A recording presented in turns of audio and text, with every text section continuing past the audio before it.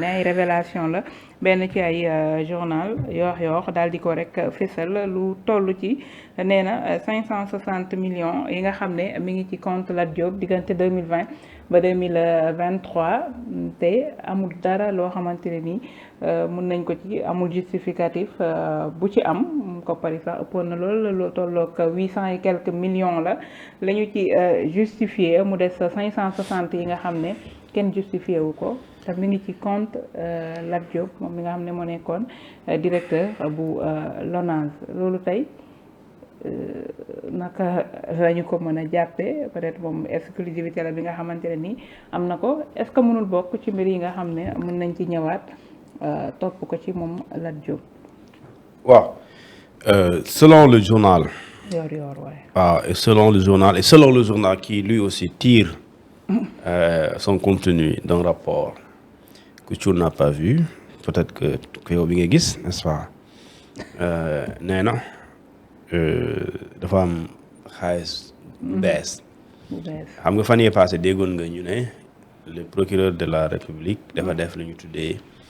un réquisitoire supplétif mooy donc am na de nouveaux éléments ou de nouvelles informations yoo xamante ni lii di parquet bi am na ko pare mu daal di ko jox lii di le collège des juges d'instruction te ñu tuddee ko charge yu bees yoo xamante ni jotewul ak dara li nga xamante ni moo nekkoon li tax mu dem ñu place ko sous mandat dépôt te mu am li ñu tuddee blanchiment de capitaux entre ak li ñu tuddee détournement de deniers publics ak corruption donc mu am lu bees et lu bees loolu mooy c'est un rapport donc qui bi évoqué li am diggante 2020 ak 2023 boo xamante ni dañ jàpp ne compte kii di Lat Diop dafa am lu toll ci 560 millions de francs CFA yoo xamante ni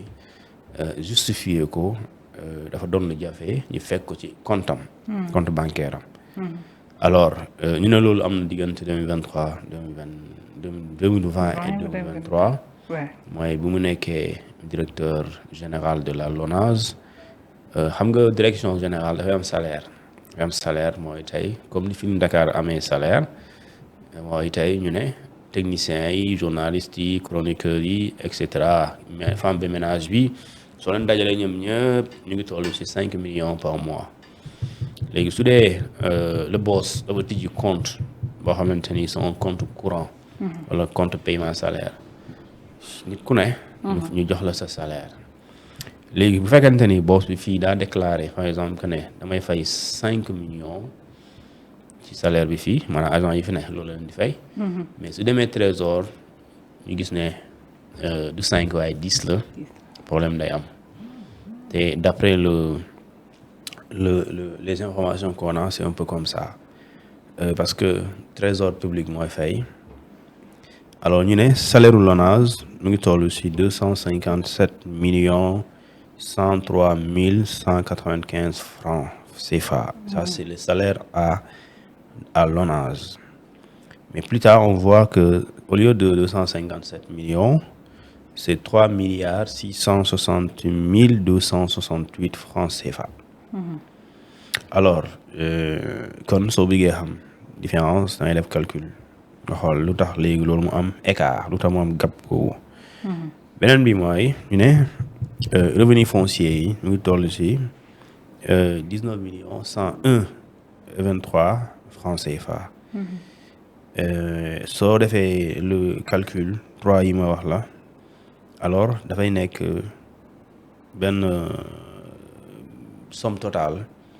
bu toll ci 280 millions 264 486 maanaam boo jëlee 257 millions 103 195 plus 19 millions 101 023 francs CFA moo lay jox 280 millions 264 486 francs loolu lay doon léegi ñu ne montant yi nga xamante ni dañ ko dugal ci compte personnel kii di waa ji Lat Diop le journal bi wax maanaam demul ci compte entreprise nekkul ci compte trésor nekkul ci compte direction LONASE mais daa nekk ci compte personnel kii di Lat Diop nekk en prison ñu ne loolu boo ko xaymaa mu ngi toll ci 840 millions de francs CFA 343 924 francs CFA. 924 francs CFA 24 francs moom noo koy kii lii banque rek la am de. waaw banque rek la am. waaw 1 franc mënul jënd dara ci réew mi léegi de waaw 1 franc du xaalis mais xaalis la boo ko génnee ci 1 million mu dese la 999 999 kon 1 million day manqué. kon xaalis la. alors léegi ñu ne Fatou. bu ñu xoolee loolu dafa am benn solde boo xamante ni c'est injustifié sëñ bi lu tax. mu am benn montant boo xam ne mu ngi toll ci 560 millions 79 438 francs CFA. pourquoi ce solde pourquoi lii mu nekk loo xamante ni lii daal lu am la waaye kenn mënu ko justifier alors qu'en est-il réellement lu xew pourquoi lii et bu amee pourquoi mënuñu ko justifier c'est-à-dire que léegi nag lii na soo ko bëggee comprendre mooy da ngay jël 840 millions 343 924 francs CFA moins 280 millions 264 486 mu jox la solde bi mooy 560 millions 79 438 mooy doon le solde. léegi ñu ne le solde lii maanaam lii la muy mooy montant bi. waaye problème de justificatif la maanaam mënuñu ko justifier léegi nag loolu lu ñu teg Lat Diop la nga xamante ni moom li koy war mooy ñëw justifier ko défendre boppam. Expliquer montant par montant su dee moom jàpp ne dëgg la par exemple bu dee jàpp ne xaalis bi lu existe la mu prouver l'origine de ces fonds là. mu mën ko justifier et pare mu nekk un justificatif légal et légitime alors dans ce cas kenn du ko topp parce que na réewum Sénégal terewul ñu am xaalis waaye tere nañ nga am xaalis ci amin bu lewul léegi nag soo mënee firndeel ne li nga ko amee lew na parce que procureur mën nañ jox mën na def lu enquête wala moom mu def enquête mu gis ne am na ay suspicion de détournement wala am na suspicion de blanchiment et que au cours de l'enquête bien ñu bu ñuy xóotal ñu gis ne njoxtu lañu woon ne dañoo njoxtoon ne dañ ko maanaam xaalis bi lewul wala jaarul yoon mais après gis nañ ne explication li ñu ci am mooy information yi wane ne amul lenn lu ci jaarul yoon mais loolu kii di ñuy tuumaal moom mooy seetal boppam. enquêteurs yi aussi mooy juge d'instruction bu ci tolloo ñoom aussi ñoom ñooy dem uti xibaar parce que su boobu lii nii du yem rek ci. jàpp nañ chiffres yi 560 millions et cetera dañuy def lu ñuy tuddee ay réquisitions bancaires. banques yi ñoo war a joxe loolu ce sont les banques qui peuvent donner les différentes informations dans les plus grands détails. mooy tey biñ la waxee ne am na 1 milliard wala 10 millions bu nekk ci compte bi 10 millions balaa muy dugg ci compte dañ ko fa indi léegi su duggee ci compte dafa am borom ku ko fa indi xaalis lan lay dox ak aussi. fu lu muy dox fan la jógee ak ki ko indi est-ce que mu ngi exercer benn activité bu ko permettre moom mën fa dugal boobu somme loolu ce sont les enquêteurs ñoom ñoo koy déterminer maintenant ça reste une accusation et ki nga xamante ne moom lañ tuumaal il lui reviendra charge yi ñu teg ko mu daal di démonter benn par benn pour vraiment mucc ci loolu léegi nag il lui reviendra puisque le juge d'instruction jot na lii mooy le réquisitoire supplétif je suis pessimiste. ci li nga xamante moom mooy liberté provisoire bii ñuy waxtaanee pour mu am ko je suis pessimiste parce que maanaam gëwuma ko donte mën na nekk parce que lu tax mooy. su dee procureur daa def réquisitoire supplétif alors lii dafa ci mentionné. waaw dafa ci mentionné bu fekkente ni aussi daa def pourvoi laa bëgg a wax bu dee dafa def pourvoi en cassation day mentionné les nouvelles charges. yi nga xamante ni moo am ci dossier bi te mun tuddee ko de nouveaux éléments yi nga xamante moom moo nekk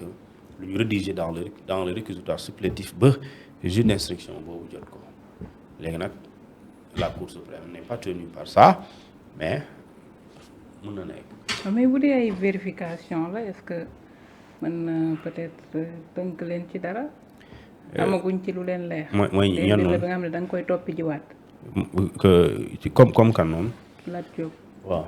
lépp loo mën a tegaat ci kawam bu dee lii ñu génne tey bu dee loo xam ne la da ngay dem topp jiwaat ko pour def ci ay enquête. waaw xam fi mu jógee. waaw xam nga am liberté provisoire duñu ko may topp lool. ba waaw gis leneen. loolu mën na nekk mais xam nga des fois. ñun des fois nit ñi dañuy analyser mais du ñu am tous les éléments yi war a permettre ñu def analyse boo xamante ni. day am maandu te ba pare te doo tooñ sax ñi sekk dossier boobu. par exemple tey.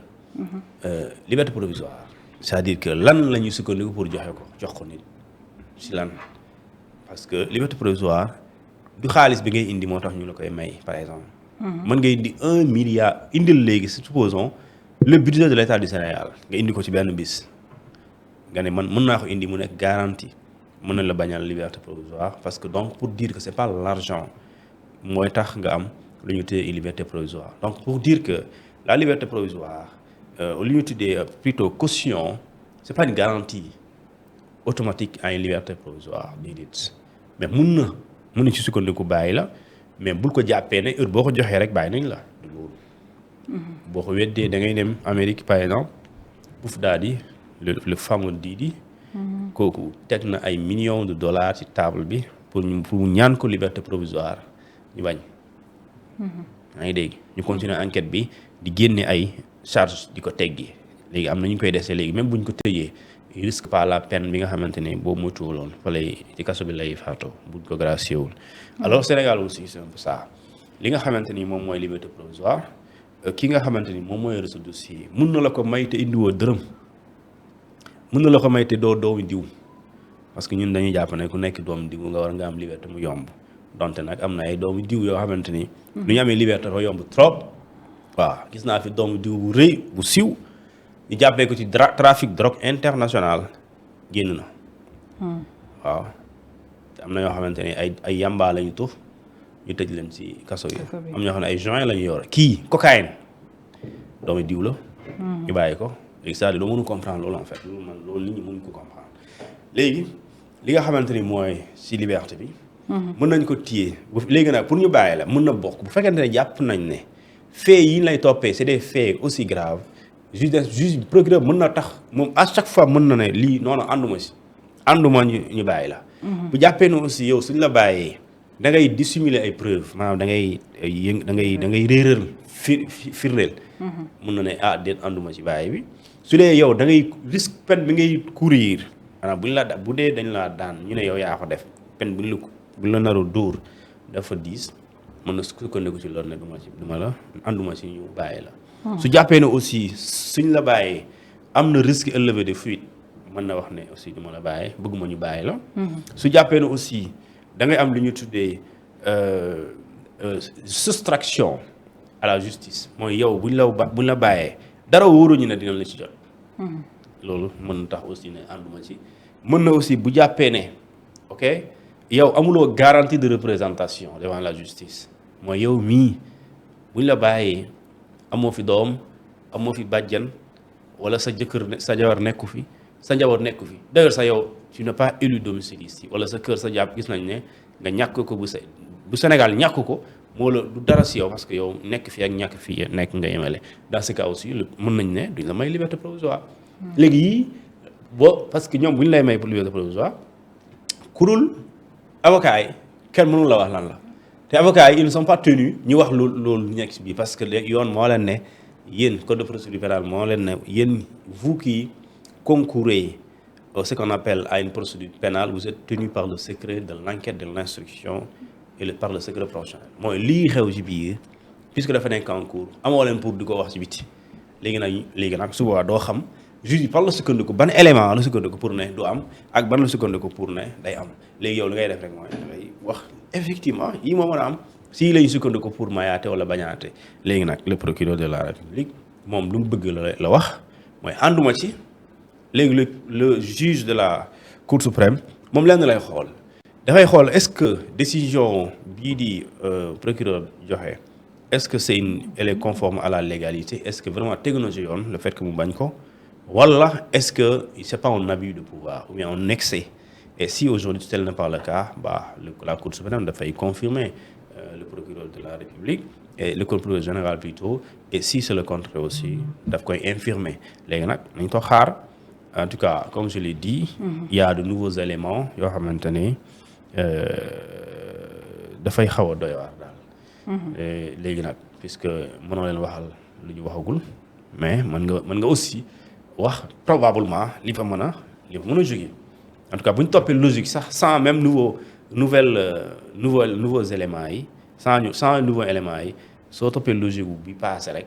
mën nga jàpp ne dañ koy rejeter mais puisque loolu du logique. du logique loolu du ay logique c'est-à-dire ñoom lu ñuy def des fois duñ la ci tàggu wala duñ la laaj sa avis wala sa xalaat. dañuy xool lu leen doy ak lu texte bi wax. voilà. noo ko prédire. déedéet. waaw kooku daal moom ku jaay yamba loolu Sénégal dañ ko war a lijjanti Fatou mënuma comprendre loolu. ki koy jaay. soo demoon tribunal Dakar tout de suite.